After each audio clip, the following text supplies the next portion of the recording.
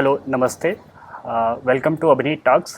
आज मेरे साथ में एक फिटनेस ट्रेनर है जिनका नाम है अरविंद सर, एंड ये certified fitness trainer, calisthenic trainer हैं एंड न्यूट्रिशनिस्ट हैं, और इनका अनुभव है लगभग 10 साल प्लस। तो मिलवाते हैं आपको अरविंद सर से। नमस्ते। ठीक है, तो सर सबसे पहले मेरा आपसे ये क्वेश्चन है कि जिम किस एज से स्टार्ट करनी चाहिए, क्योंकि आजकल बहुत सारे युवा हैं जो देखते हैं ना लोगों को कि हमें बॉडी बनानी है, देख के लोगों को इंस्पायर होते हैं। तो आपके हिसाब से एक आइडियल एज क्या होनी चाहिए जिम स्टार्ट करने की? देखिए, जिम स्टार्ट करने की there is no age of starting workout. Physical training का कोई एज नहीं होती। फ्रॉम द स्टार्टिंग आप 4 साल 5 साल का बच्चा हो, उसको किसी स्पोर्ट में रखिए, किसी चीज़ में रखिए, but that's individual should be active, right. हम बात करते हैं स्ट्रेंथ ट्रेनिंग की, तो हम 12 ईयर प्लस बच्चों को कोई दिक्कत नहीं है, आराम से कर सकते हैं वर्कआउट, ठीक है, नो प्रॉब्लम। और इससे बच्चों का एक और मिथ है, आपने क्वेश्चन किया तो मुझे याद आया कि ऐसा बोलते हैं बच्चों की हाइट रुक जाएगी, हाँ। ये सब हो जाएगा, ऐसा कुछ भी नहीं होता, ठीक है। I have started working out when I was 15 and half, okay, और that time I used to be 5'7", अब नाउ आई एम 5'10", तो ये इसका कोई लेना देना उससे नहीं, ठीक है। एंड सर एक और प्रश्न दिमाग में आ रहा है, वो ये है कि जो डाइट कितनी इम्पोर्टेंट है, क्योंकि अगर हम कंपेयर करें योगा से, Correct. योगा में कहा जाता है बिल्कुल सात्विक डाइट है, वहाँ पर तो आपको पता है फल फ्रूट और स्प्राउट्स ज़्यादा फोकस किया जाता है जी। तो यहाँ पर अगर कोई बच्चा जिम स्टार्ट कर रहा है, बच्चा या कोई एडल्ट, तो डाइट कितनी इम्पोर्टेंट है?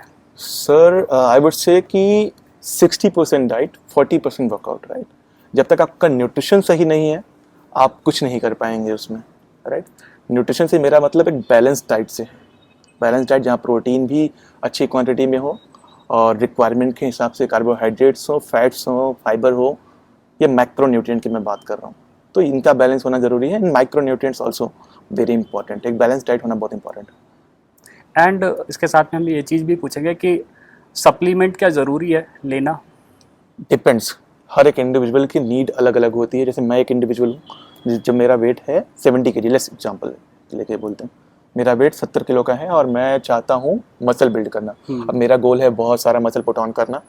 अब that could be for any reason, मुझे मसल पुट ऑन करना है। तो देखिए, एक बेसिक इंसान की रिक्वायरमेंट 1 ग्राम पर kg उसके बॉडी वेट के प्रोटीन चाहिए ही चाहिए। It's not about just muscle building, इससे बहुत ज़्यादा और रिक्वायरमेंट ज़रूरत होती है बॉडी की।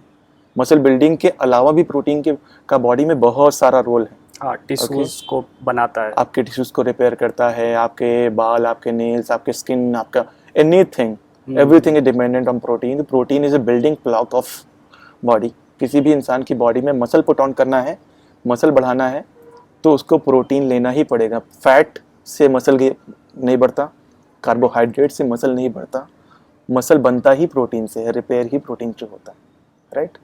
तो प्रोटीन बहुत इंपॉर्टेंट रोल प्ले करता है इसमें। ओके, ठीक है सर। एक प्रश्न और मेरे दिमाग में आ रहा है कि अगर कोई भी नया व्यक्ति है जिसने कभी भी जिम नहीं किया, एंड उसको जिम स्टार्ट करने से पहले क्या सावधानी बरतनी चाहिए, क्योंकि ये बहुत इंपॉर्टेंट है हर जगह, क्योंकि जिम होती है, हर जिम की क्वालिटी बहुत अच्छी नहीं होती है, जहाँ पे सारी सुविधाएं नहीं होती, जैसे BMI टेस्ट वगैरह नहीं हो सकता हर जगह पे। तो एक नए पर्सन को क्या क्या सावधानी बरतनी चाहिए? सर, एक इंडिविजुअल अगर जिम में पहली बार एंटर होता है तो सबसे पहले उसको ये देखना है he doesn't knows about anything. तो सबसे पहले उसको ये देखना है कि वहाँ पे ट्रेनर कौन से अवेलेबल हैं, क्या वो सर्टिफाइड हैं या नहीं है, उनका एक्सपीरियंस क्या है, किस किस चीज़ में सर्टिफाइड है, किस में नहीं है। एक अच्छा ट्रेनर लेके सबसे पहले गाइडेंस के बारे में देखना चाहिए अपने। सही गाइडेंस मिलेगा तो ही हम कर पाएंगे। जिम में क्या होता है कि नए बच्चे आते हैं, नए लोग आते हैं, इसमें क्या कुछ भी जाके कर रहे हैं। आजकल मैंने देखा है वीडियोस में या यूट्यूब पे भी देखता हूँ, बहुत सारे लोग बहुत सारी बातें करते हैं। तो अगर आप गलत फॉर्म के साथ करेंगे तो शुरुआत होने से पहले आप ख़त्म हो जाएंगे, क्योंकि आपके गलत फॉर्म हुई, आपको इंजरी हो जाएगी। आपको इंजरी हो जाएगी तो आप बैठ जाएंगे, फिर आपके अंदर एक फियर डेवलप हो जाएगा जो कि थ्रू आउट द लाइफ आपके साथ रहने वाला जिम को लेकर। तो सही गाइडेंस में करना बहुत ज़रूरी है। सर एक चीज़ और बहुत इंपॉर्टेंट ये है कि जैसा हमने भी देखा है जिम में जाके, एंड जो युवा है ना वो दूसरे को देखते हैं कि अरे ये इतना वेट उठा रहा है तो हम भी वेट उठाएंगे। तो आपके हिसाब से कितना वेट उठाना चाहिए, एक आइडियल वेट क्या होना चाहिए सर पर पर्सन? जी सर, इसमें क्या होता है कि हर एक इंडिविजुअल के लिए ज़्यादा वेट का मतलब अलग अलग होता है। अगर मेरा शायद मैं 5 kg लिफ्ट कर पा रहा हूँ, मेरे लिए वो हैवी हो सकता है, राइट। करेक्ट। हमारी बॉडी उस पर रिस्पॉन्स करेगी। एक इंडिविजुअल ऐसा है जिसका जो थोड़ा सा वीक है या फिर थोड़ा सा ज़्यादा स्ट्रेंथ के अंदर है, किसी इंडिविजुअल के अंदर स्ट्रेंथ ज़्यादा है, तो वो क्या करेगा, वो he can lift up to 10 kg 15 kg। तो हमको उसको देख के अपने आप को डिमोटिवेट होने की ज़रूरत नहीं है। करेक्ट। उसने भी वहीं से स्टार्ट किया होगा, 5 kg 2 kg 3 kg वहीं से स्टार्ट करते हैं। Everybody start from the bottom, कोई पहले से ट्रेंड होके नहीं आता सर, राइट। सब वहीं शुरू करते हैं, धीरे धीरे धीरे धीरे आगे बढ़ते हैं। अगर हम पहले ही चाहेंगे कि हम 50 kg जाके उठा पाएँ तो पॉसिबल नहीं। हर एक इंडिविजुअल की स्ट्रेंथ अलग होती है, तो बिल्कुल अपने स्ट्रेंथ के हिसाब से उठाएं, इंजरी के चांसेस ना कराएं, धीरे धीरे प्रैक्टिस करते जाएंगे और वेट उठने लगता है। कोई बड़ी बात नहीं, वेट उठाना is not the only goal. सही बात है। एंड सर मेरा एक प्रश्न ये है कि जैसे हर व्यक्ति को ना 6 पैक्स सबको बहुत ज़्यादा अच्छे लगते हैं, राइट। बट अगर कोई व्यक्ति बनाना चाहता तो लगभग कितना समय देना पड़ेगा 6 पैक्स बनाने के लिए? जी देखिए, बड़ा अच्छा क्वेश्चन पूछा आपने। इसमें बहुत सारे लोगों के मिथ है। मेरे पास भी बहुत सारे क्लाइंट्स ऐसे आते हैं और डायरेक्टली पूछते हैं सर 6 पैक बनाने में कितना समय लगेगा। ये डिपेंड करता है कि वो इंडिविजुअल उस समय किस कंडीशन पे है, राइट। अगर वो इंडिविजुअल, जैसे मान लीजिए आपका वेट 100 kg है, आपकी body fat percentage let's say 35% है। अब 35 फैट परसेंटेज को 10% तक जब हम लेके आएंगे तब हमारे एब्स विजिबल होंगे, राइट। करेक्ट। 10%, 10 या उससे नीचे, तब हमारे एब्स जनरली विजिबल होते हैं। किसी किसी के 11 पे विजिबल होते हैं, बट बहुत रेयरेस्ट केस में 10% पे हम लेके आएंगे तब हमारे एब्स विजिबल होंगे। अब 35 से उसका बॉडी फैट 10% लाने में जितना समय लगता है उतना ही लगेगा। अब कोई इंडिविजुअल इसका बॉडी फैट परसेंटेज ऑलरेडी 15 है, उसको 10 पे आने में कितना समय लगेगा? बहुत कम लगेगा, राइट। करेक्ट। लेकिन जिसका ऑलरेडी 35 है तो उसके लिए रास्ता थोड़ा सा लंबा होगा। It depends on where you start from. Okay, so एक चीज़ इसी के साथ हम जस्ट जोड़ेंगे कि एक मोटे व्यक्ति की अपेक्षा एक पतले व्यक्ति को क्या कम समय लगता है बॉडी बनाने में? नहीं, ऐसा इसके पहले एक चीज़ समझने की जरूरत है। हमारी बॉडी के 3 टाइप होते हैं, एक एक्टोमॉर्फ, मेसोमॉर्फ और एंडोमॉर्फ। एक्टोमॉर्फ वो लोग होते हैं जिनका जो थोड़े से स्किनी होते हैं, उनकी बॉडी जल्दी ज़्यादा मसल पुट ऑन नहीं करती, उनकी बॉडी का मेटाबॉलिज्म बहुत ज़्यादा हाई होता है। मेटाबॉलिज्म बहुत ज़्यादा हाई होने की वजह से उनकी बॉडी कैलोरीज को बहुत ज़्यादा स्पीड के साथ में बर्न करती है, तो उनका वेट जल्दी पुट ऑन नहीं होता, राइट। दूसरे होते हैं मेसोमॉर्फ, जो अच्छा खासा मसल कैरी करते हैं, easy to gain weight, easy to lose weight, right. और तीसरे होते हैं एंडोमॉर्फ, इनका मेटाबॉलिज्म थोड़ा सा कम होता है बाकी दोनों कंपेरिजन में, तो ये जल्दी से वेट पुट ऑन करते हैं, राइट। तो आपको डिपेंड करता है कि अगर एक्टोमॉर्फ है इंडिविजुअल तो उसके लिए उसको कैलोरी सरप्लस में रहना पड़ेगा, जो कि उतना ही ईजी है जितना फैट लॉस करना है। Okay, there is no tough thing.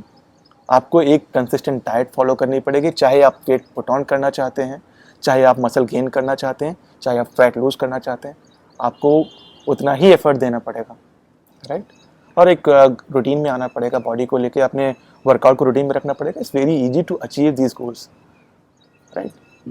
And सही guidance is more important. And sir एक चीज़ जस्ट और हमें बता दीजिए इसके साथ में कि कोई भी व्यक्ति, क्योंकि आजकल बहुत ज़्यादा बिजी सबका शेड्यूल है, समय कम मिलता है, तो एटलीस्ट कितने दिन वर्कआउट अगर कर ले तो उसका चल जाएगा वीक में? सर देखिए, अगर कोई बिजी इंडिविजुअल है तो आई वुड से कि 5 दिन तो हफ्ते में वर्कआउट होना चाहिए, राइट। 5 से कम हुआ तो फिर कहीं ना कहीं वो रिजल्ट आपको नहीं मिल पाएंगे जो आपको मिलने चाहिए। दूसरी चीज़ ये है कि हम लोग क्या करते हैं, हम एक बिजी इंडिविजुअल हैं, हमारे पास क्या है, मंडे को काम आ गया, फिर ट्यूसडे जैसे फ्राइडे को कोई काम आ गया तो हम फ्राइडे आउट बाहर चले गए।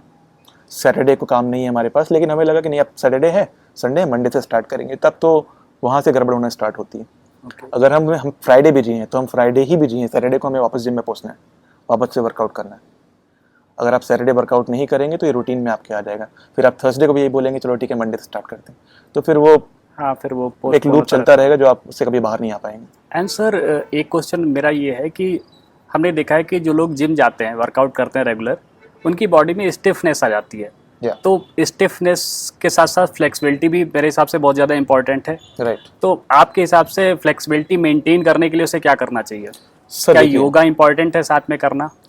ऑफकोर्स योगा कर सकते हैं, ऑफकोर्स योगा कर सकते हैं जो इंडिविजुअल वर्कआउट कर रहा है। और दूसरी चीज़ ये है कि जो भी वर्कआउट करने के बाद स्ट्रेचिंग नहीं करता, प्रॉपर कूल डाउन करके स्ट्रेचिंग नहीं कर रहा है, उसके साथ ही ये प्रॉब्लम आएगी, राइट। जो इंडिविजुअल प्रॉपर वर्कआउट करने के बाद प्रॉपर स्ट्रेचिंग कर रहा है उसको फ्लेक्सिबिलिटी का इशू नहीं आएगा. Okay. Okay, I am training since 14 years and still I am able to do every flexibility movements, whatever जो आप बोलो, I think I will be capable to do. तो क्योंकि मैं flexibility के लिए अपनी stretching कर रहा हूँ, right? क्योंकि ज़्यादातर लोग ये गलती करते हैं कि उन्होंने जिम का वर्कआउट कर लिया फिर सीधे चले गए. यही प्रॉब्लम है लोगों के बीच में. क्या होता है कि अब एक रिनोन्ड पर्सन है अपने, एक एक्टर है विद्युत जामवाल, उनको आपने देखा होगा. उनकी फ्लेक्सिबिलिटी बहुत अच्छी है, वो अच्छा खासा मसल भी कैरी करते हैं, उनकी साइज़ भी अच्छा है बॉडी का, और इतनी अच्छी फ्लेक्सिबिलिटी है, मे बी शायद जो बिगिनर है उनसे भी अच्छी होगी. तो वो क्योंकि ट्रेनिंग उसके हिसाब से करते हैं. ऑफ कोर्स योगा जो आपका पार्ट है ये आपकी फ्लेक्सिबिलिटी में बहुत बड़ा रोल प्ले कर सकता है, राइट? तो अगर कोई वीक में अगर 5 दिन वर्कआउट कर रहा है तो 1 दिन या 2 दिन योगा भी कर बिल्कुल सकता कर सकते हैं, बिल्कुल कर सकते हैं, योगा कर सकते हैं. वर्कआउट के साथ में भी योगा कर सकते हैं. Power yoga is something different, आप as I know, but normal yoga हम बिल्कुल कर सकते हैं.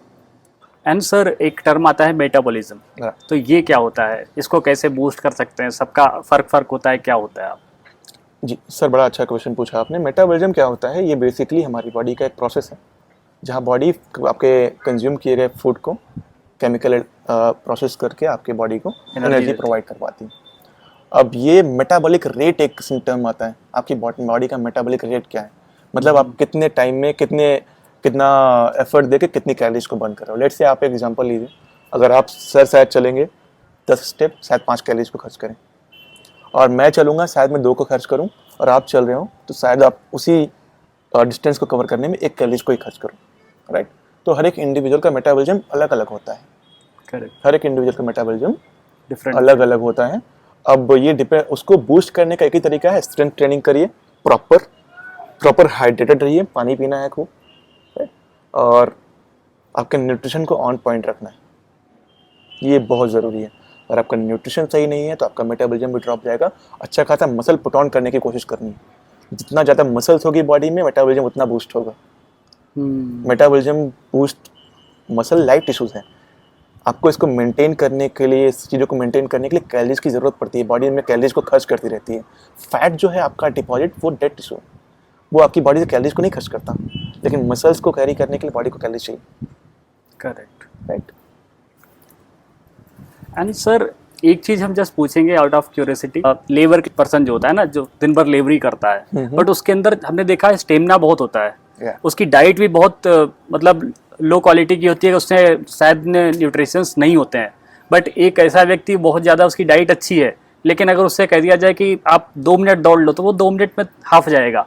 एंड लेबर वही है, बिना अच्छी डाइट लिए वो दिन भर काम करता रहता है. तो इसमें क्या फ़र्क है? मतलब sir, it's all about practice. जब आप किसी चीज़ की प्रैक्टिस करते हो ना, करते करते आपकी स्ट्रेंथ बढ़ना शुरू होती है. आप जिम में भी जाते हो तो पहले दिन आप लिफ्ट नहीं कर पाते हो अच्छा, लेकिन आप second day, third day, fourth day, जब लेबर पहले दिन गया होगा अपने काम पे, तो he will not able to do that work. फिर धीरे धीरे काम करते उसकी जो स्पीड है काम करने की, या फिर जो भी इसकी स्ट्रेंथ है, वो बढ़ जाती है. तो आप प्रैक्टिस करते रहेंगे किसी भी चीज़ की, तो आप उसमें यूज टू हो जाएंगे. हमारी बॉडी अनकम्फर्टेबल सिचुएशन को कंफर्टेबल बना लेती है प्रैक्टिस करने के साथ में. ओके, सो इट मीन्स मतलब वर्कआउट करने से हमारी बॉडी की पावर धीरे धीरे बहुत ज़्यादा बढ़ जाती है. Body power, brain power, mental health तक इम्प्रूव होती है, राइट? जब हम वर्कआउट करते हैं ना, तो हमारी बॉडी की स्ट्रेंथ तो बढ़ेगी, हमारी मेंटल हेल्थ बहुत अच्छी हो जाती है. हमारी बॉडी डोपामिन रिलीज करती है, जो कि फील गुड हार्मोन होता है, राइट? तो आप उसके बाद अच्छा भी फील करते हैं. And I have seen people coming out from depression with the help of gym. तो जिम सिर्फ वर्कआउट के पॉइंट ऑफ व्यू से भी नहीं, मेंटल हेल्थ के लिए भी वरदान से कम नहीं है. तो हर दिन वर्कआउट करना है. It should be a part of your life style, not because कि आपको बहुत सारा मसल बिल्ड करना है, उससे बहुत ऊपर है. Correct, right? इस शेप से भी ऊपर है. करेक्ट. तो डाइट के साथ साथ में वर्कआउट भी उतना ज़्यादा इम्पोर्टेंट है. बिल्कुल. अगर आप कैपेबल हैं कोई भी चीज़ करने में, अगर आप अच्छा न्यूट्रिशन ले सकते हैं, आपकी पॉकेट अफोर्ड करती है, आप या फिर जो भी है, जिस भी लेवल पे आप कैपेबल हैं आपकी फिटनेस को मेंटेन करने पर, उसके लिए 100% कोशिश करनी चाहिए. अगर मैं कैपेबल हूँ कि मैं वे प्रोटीन ले पाऊँ, तो मुझे वे प्रोटीन लेना चाहिए. और एल्स मुझे उसमें भी ढूंढना है कि हमारे पास ईजी सोर्स ऑफ प्रोटीन क्या है. या शायद अंडे हो सकते हैं, या फिर कोई अदर सोर्स हो सकता है जो हमारे लिए, हमारे पॉकेट फ्रेंडली हो, बट हमें करना है. हर एक इंसान के लिए फिटनेस ज़रूरी है, सिर्फ एक क्लास के लिए नहीं है। Fitness is for everyone. लोग क्या करते हैं, लोग सोचते हैं 50 के हो गए अब जिम क्यों जाएं। ऐसा नहीं होना चाहिए। 50 के हो गए अब तो आपको जिम जाना ही जाना है। आपकी बॉडी डिक्लाइन हो रही है, आपको मेंटेन करना है। आपके हार्ट डिसीज बढ़ने के चांसेस ज़्यादा, आपको मेंटेन करना है, right.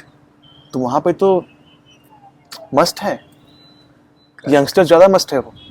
So thank you so much sir, आप हमारे कार्यक्रम में आए एंड आपने इतनी सारी जानकारी दी हमारे दर्शकों के लिए। Thank you so much sir, बहुत मिलकर अच्छा लगा आपसे भी, और मिलते हैं बहुत जल्दी फिर से मिलेंगे किसी नेक्स्ट पॉडकास्ट में, हम लोग फिर से डेफिनेटली करते हैं। पक्का।